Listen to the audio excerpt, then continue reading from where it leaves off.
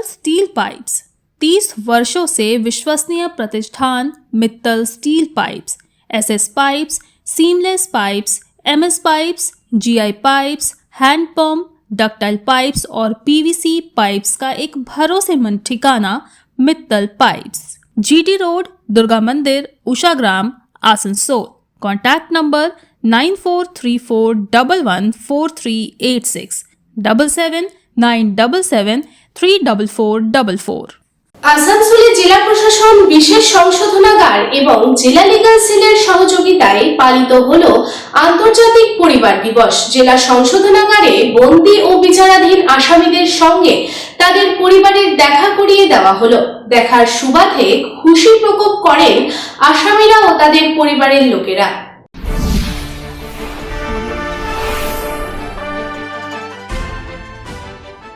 15ই মে ছিল আন্তর্জাতিক পরিবার দিবস। এই উপলক্ষে আসানসোল বিশেষ সংশোধনাগারে জেলা আইনি কর্তৃপক্ষ এবং সংশোধনাগার কর্তৃপক্ষের সহযোগিতায় একটি বিশেষ উদ্যোগ নেওয়া হয়। এদিন সংস্কার কক্ষের ভেতরে এক আবেগপ্রবণ মুহূর্ত ঘটে গেল।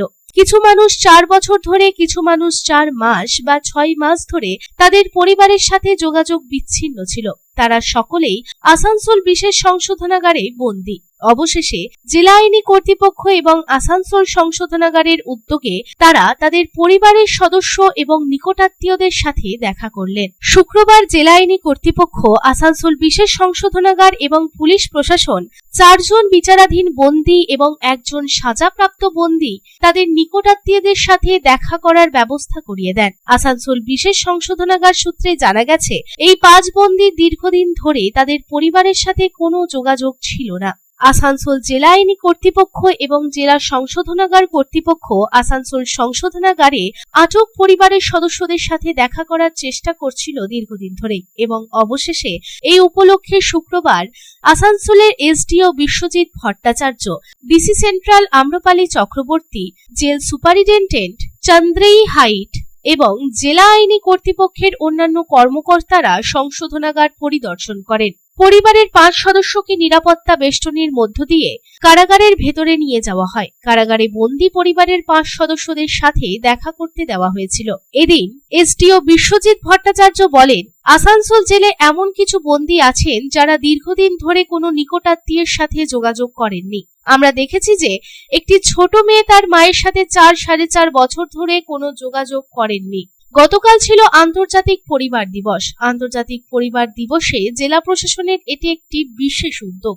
আজকে জেলা আইনি কর্তৃপক্ষ এবং আমাদের ডিস্ট্রিক্ট কারেকশনাল হোম, মানে আমাদের আসানসোল জেলা সংশোধনাগারের তরফ থেকে জেলা সংশোধনাগারের এই যে বিশেষ প্রোগ্রাম ছিল, সেই প্রোগ্রামে জেলা অ্যাডমিনিস্ট্রেশন, পুলিশ অ্যাডমিনিস্ট্রেশন, জেলা আইনি কর্তৃপক্ষ তো আছেনই এবং তার সঙ্গে জেলা সংশোধনাগার এবং আরো যারা যারা যুক্ত ছিলেন তারা এই বিশেষ উদ্যোগ নিয়েছিলেন। বিশেষ উদ্যোগটি এই যে আমাদের যারা এখানে ইনমেটস, যারা এখানে বন্দী আছেন বিভিন্ন কারণে, তাদের কয়েকটি পরিবারের দীর্ঘদিন তাদের যে একদম নিকটাত্মীয়ের সঙ্গে যোগাযোগ হয়নি। আমরা একটি দেখলাম যে একটি মেয়ে, খুব বাচ্চা মেয়ে, তার মাকে এই অনেক দিন পরে প্রথম দেখি, প্রায় 4 থেকে 4.5 বছর প্রথম মানে এই জাতীয় অনুষ্ঠান। কালকে ইন্টারন্যাশনাল ফ্যামিলি ডে পালন হয়েছে।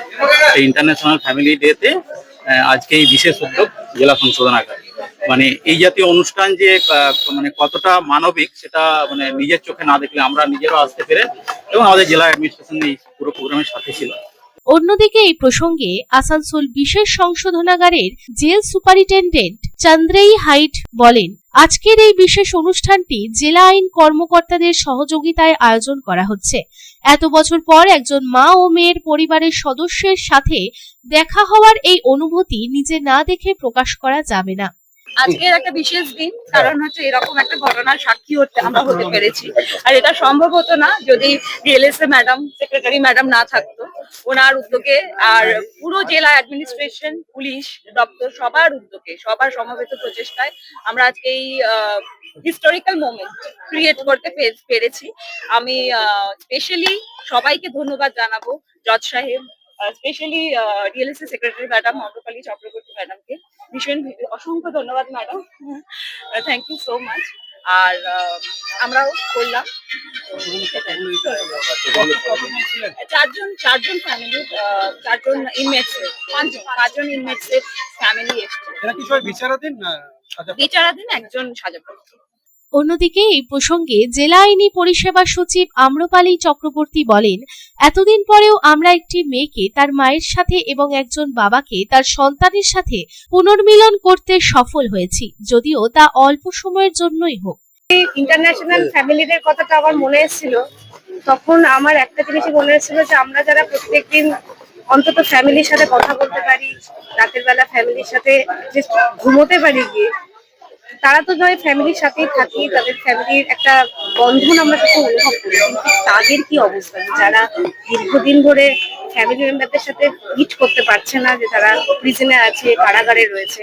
আমার মন খুব কেঁদেছিল তখন, এবং আমি যখন কারাগারে আমার কাজের সূত্রে ভিজিটে আসি, ওনাদের সাথে পার্সোনালি যখন কথা বলি, ওনাদের অনেকের কাছ থেকে শুনেছি যে আমাদের কিছু একটা ব্যবস্থা করুন ম্যাডাম, আমরা আমাদের ফ্যামিলি মেম্বারদের সাথে যাতে মিট করতে পারি।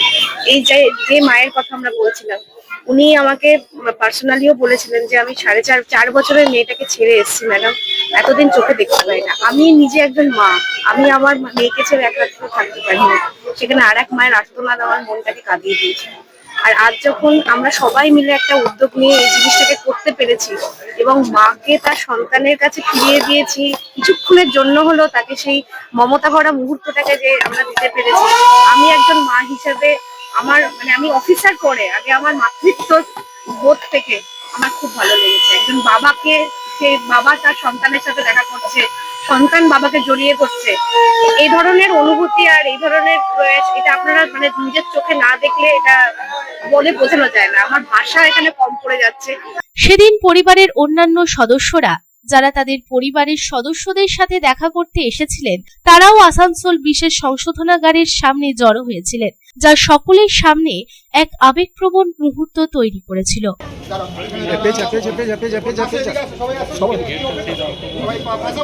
আর পিছিয়ে আলো তো একই ব্যাপার তো।